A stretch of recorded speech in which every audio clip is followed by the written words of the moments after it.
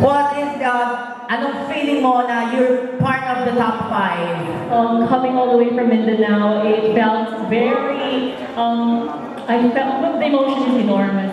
It's different when you are competing outside of your comfort zone. And maraming salamat sa hospitable na mga tao sa Barangay Gandus and to the rest of Mexico, Pampanga. Mayong gabi ka nito na. And also, you very sing well kanina. I heard your voice, grabe.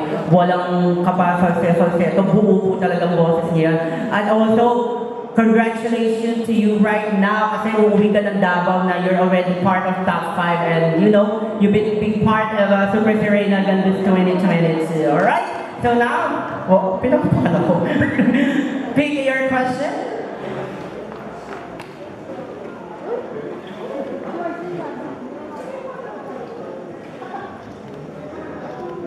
Alright, Miss Iya, your question. How will you use your role as a possible title holder of this year's pageant in advocating mental health awareness? Again, how will you use your role as a possible title holder of this year's pageant in advocating mental health awareness? Good evening, ladies and gentlemen. Every girl you have seen on this very stage came here to offer their unique individual traits and undergo different types of hurdles to bring nothing but the best version of themselves for this show tonight. I think the girls deserve a round of applause. All of us worked hard to be here tonight. But as for me, I came here with a vision. Every time I join beauty pageants, there is a vision in my mind that I would make an impact on someone else's life.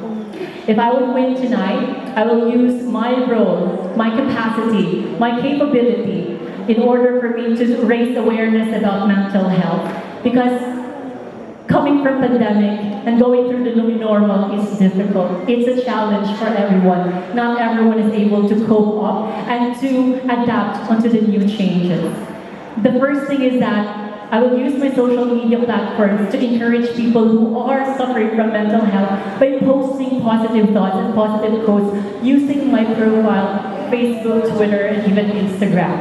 Second, I will have to conduct a face-to-face talk to someone who I think is suffering from mental health illness. It is because the world is dark for them. You know what? People who are suffering from depression tends to not open up to the world. So I need to step in to interfere on someone else's life because I remember when is the perfect time to listen? It is now. It is today. And when is the perfect time to talk? It is now. Anytime, anywhere is a perfect moment to talk to someone who is suffering from mental health depression. I believe that we can do this not by myself, but I will encourage the Barangay Gandus to conduct mental health drives and seminars. Even those who are not suffering, because all of us create a balance of each and every one, the need, the knowledge, and the interaction with one another in order to help our mental health. Ladies and gentlemen, standing here tonight, if I would gladly win, I would stay here since my flight would be on December 30. If the barangay would invite me to be their speaker, I would gladly do so because I love talking to people and encourage them to go on with their lives, to chase after their dreams because you will not die because of someone you have achieved. You will die something out of your legacy and your impact to people. Thank you so much. Thank you so much, Miss Iya Villania. So you're going to celebrate your Christmas here in Pampanga. And also just added on that, I'm also a person battling from anxiety and depression. Yan, nakikita niyo na po ako masaya ngayon pag-detail. Meron time na nag-trigger for yung aking anxiety and depression. So, di ba? Good luck. Good luck sa akin. And now may I call candidate number 3. And if I'm not mistaken, yan, our baby girl, Chris Bernal. Hi, Chris. How are you tonight? I'm so grateful that I am part of the top 5. Hey. Alright. Baka may gusto kong pasalamatan, Miss Chris. First of all, I would like to thank God for giving this wonderful event, especially the organizers, the kagawas, to our board panel of judges, and also the BarbiesAndPeppers, and also my very supportive glam team, Team Flores. Thank you so much, guys. Thank you, Mimia. Alright, so now read your question. Good luck. She's always doing that. Yun ang kanyang lucky charm. Are you ready?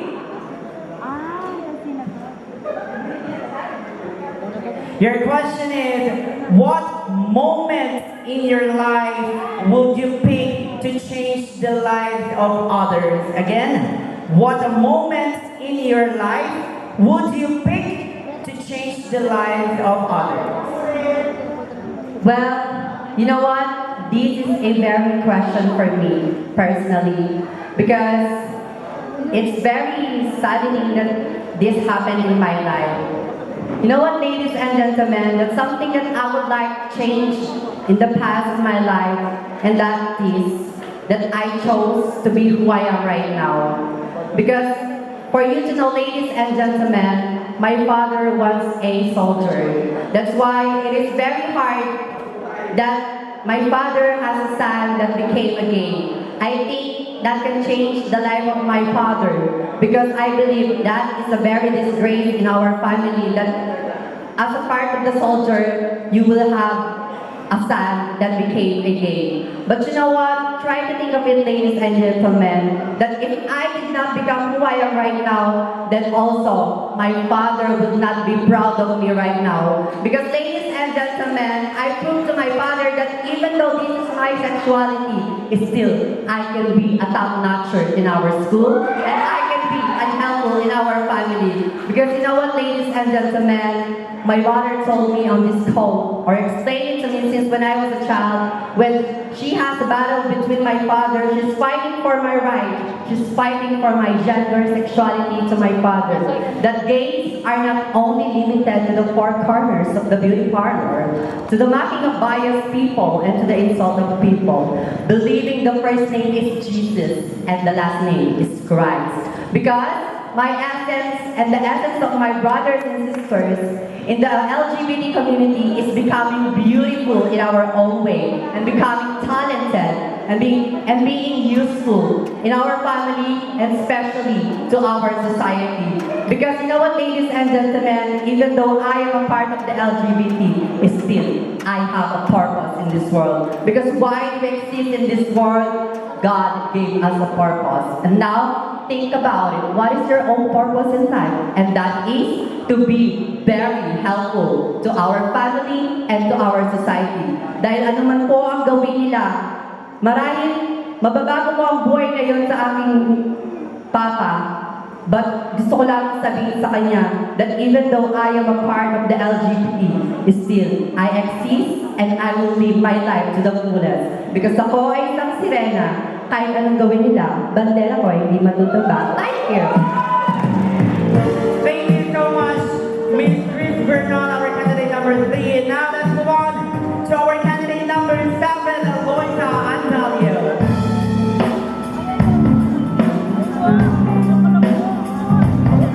Hi, Loisa. Parang, hello po. Medyo parang you look tired. Are you still okay? No. Kasi uwi ka pa ng Tondo, di ba? Alright. It's okay. Hindi po nakakapagod magbigay saya sa barangay na ito dahil sobrang init po ng pagtanggap. Sobrang salamat. Oo, at sobrang init din ng ilaw.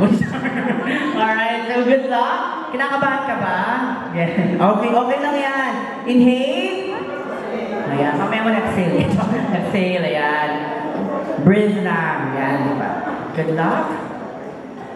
You had a chance to discuss a social issue with world leaders. What social issue would it be? Again, if you had a chance to discuss a social issue with our world leaders, what social issue would it be? Maraming salamat po sa isang napakagandang katanungan. Sa pagkakataon po ito, marami pong world issue na pumasok sa aking isipan. Ngunit nakatayo po ako sa inyong harapan bilang isang LGBT community.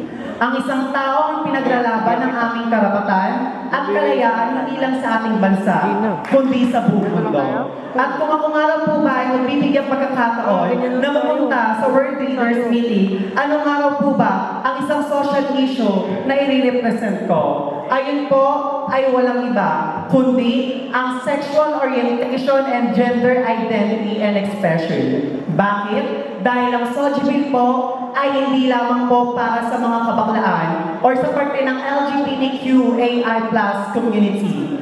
Dahil ayun din po ay para sa mga lalaki at babae na magkaroon na pantay-pantay na pagtingin dito sa ating mundo. Dahil kahit kailan ayun po ang pinakamagandang bagay na i-represent ko sa World Leaders dahil marami pong mga taong popular at sikat na bigyan po natin pansin, hindi lamang po ang mga lalaki at babae. Dahil kami rin po mga LGBT community ay parte rin po ng mundong ating ginagalawan. Dahil sa mga leader na makakarinig sa akin, ay sasang-ayon din sila. Bakit? Dahil kahit kami ay parte ng LGBT community, kami rin po ay may malaking ambag dahil bumoboto rin kami dito sa aming bansa at higit sa lahat ang mga lalaki at babae. Kaya dapat po tayong lahat ay magkaroon ng pantay-pantay dahil lagi po natin tatandaan hanggang pare-parehas po tayong kinakain na pagkain, pare-parehas na iniinom na tubig, pare-parehas na nilalangat na hangin. Still, lahat po tayo ay pare-parehas tao. Because always remember, no one has to judge nor discriminate one's social standing, age, religion, and most especially sexuality. We may have differences, but differences never deter or end humanity. Thank you. Thank you so much, Monica and Daniel, our candidate number 7. And now may we call our candidate number 2, Andrea Brillante.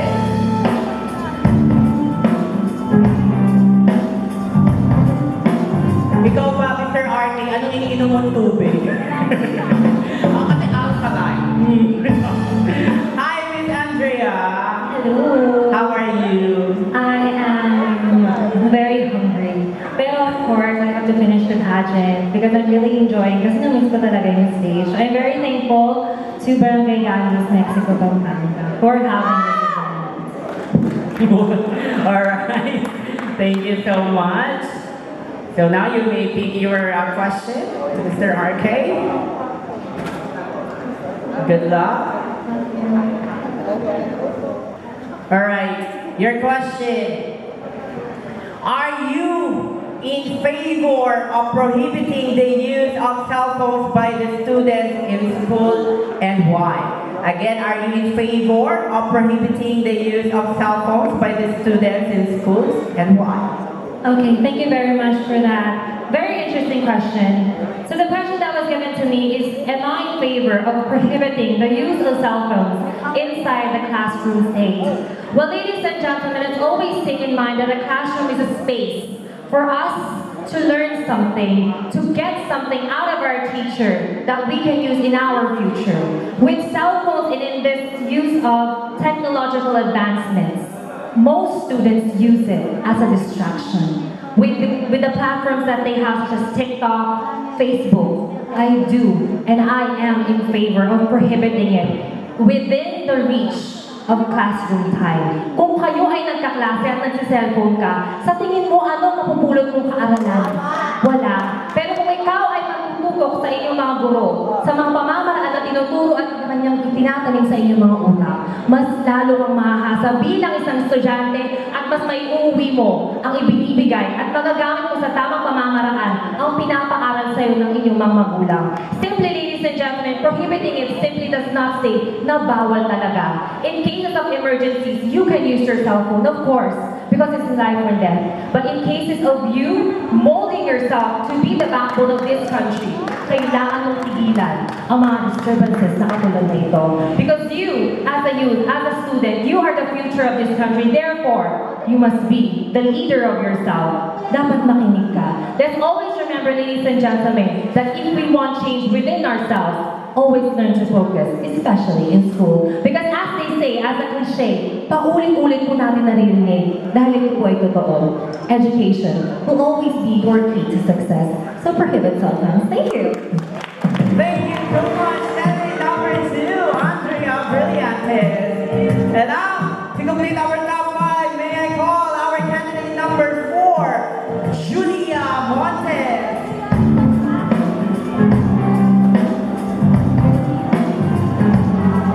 Hi, Miss Julia. How are Hi, you? good morning to the people of Gandus. Alright, kamusta naman kayo ni Coco Martin? He's okay, nasa bahay siya.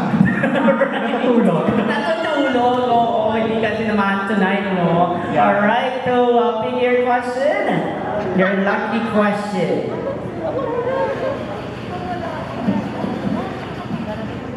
Thank you. And your question is? This is also a timely and relevant question tonight. What policies do you publish in favor of human rights, but especially of the trans community, if you were part of the government of your country? Again, what policies do you publish in favor of human rights, but especially of the trans community, if you were part of the government of your country? Thank you. I repeat. What policies do you publish in favor of human rights, but especially of the trans community, if you were part of the government of your country? You know, for a fact, my dear friends, I was taught in my early young age that life has its main purpose for you to be worth living for. And what such purpose is to understand those social issues that has been affecting us. Being a Filipino citizen and being a part of this government, we vote. We have the right because we pay for our taxes. What an ordinary man and Filipino man and woman paid, we the trans community paid too, and that is the reality. If there will be a chance to govern something or to publish in the government, I really like to invoke and to open the minds of our Filipino people right now, especially the leaders in the government of today, that please, in vernacular language, let our trans students wear what they want in their uniform. If they want skirt, then let it be. Why? Because sometimes they are discriminated because of the fact that they are wearing this skirt, they're wearing these blouses. But you know the for a fact, if we're able to accept these little young trans kids, they will be able to reach their goals. Napakarami pong mga kabataan sa ating trans community ang mababait, magagaling, at matatalinong mga bata. And they deserve equal protection. They deserve what a straight man and woman can do. And that is the calling for our society right nowadays. Because you know for a fact, standing before unto all of you is a living proof that I never estimated the power of my sexuality. In fact, in my elementary, I graduated valedictorian. In my high school, salutatorian. And in my college years, I would like to say and humble to say, I graduated certified magna cum laude. So tell me, are we able? This is not about the skirt. This is not about wearing our blouses. We are having our equal protection and we deserve equal rights for us to have a better future, not only for you, but especially for all the people that has God given unto us. Thank you. Very well done. Thank you so much, Julia Montes, our candidate number 4. All right. Once again, let's give them a round of applause. Our top 5 vie for the title of Super Sireyna Gandus 2022. And may I request our top 5 to come up stage for their final look. Let's welcome Nia Villania.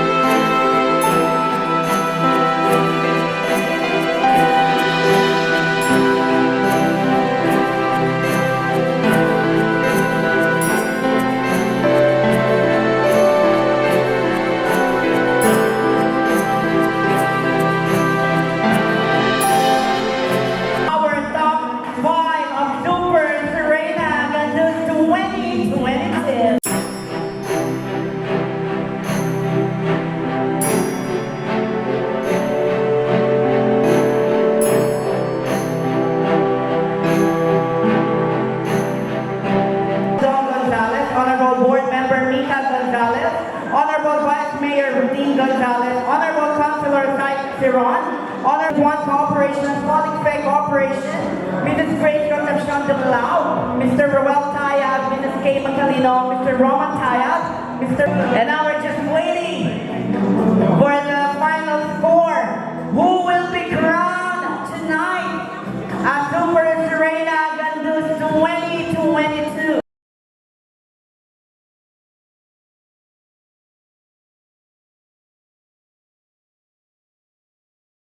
Candidate number 8 pa? Or is it candidate number 3? Or is it candidate number 7? Candidate number 2? Or candidate number 4? Alright, good luck, ladies. Number 3, Green Vernon.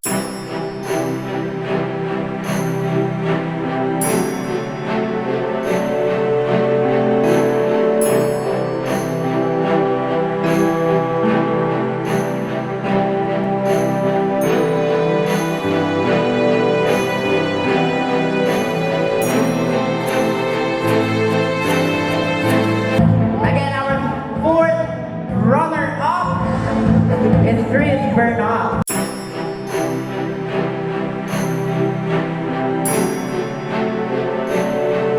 And now for our third runner-up, to be awarded by Ms. Bernadette Manala, Mr. Romel Turla, and Ms. Arlene Turla.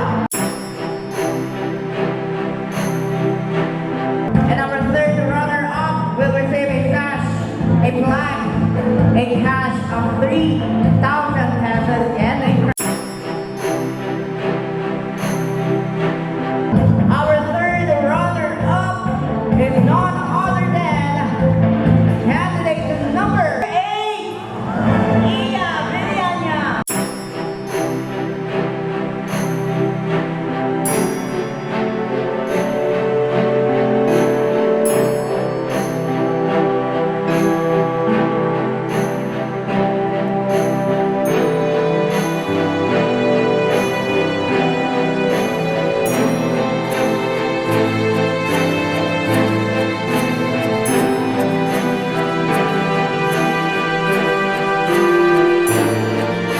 Congratulations. And now for our second runner-up.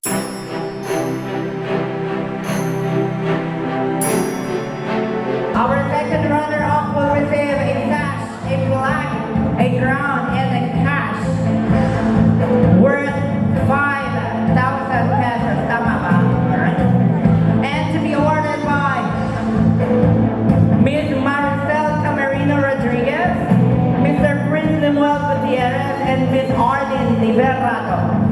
Candidate number 7, Loisa Andalio.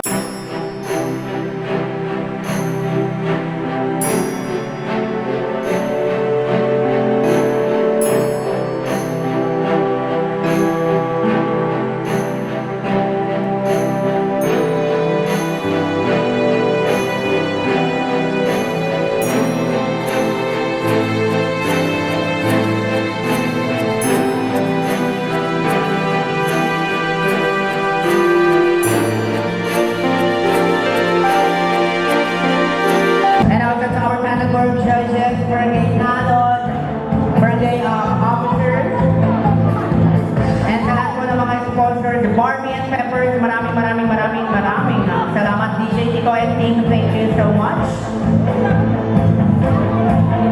Ladies,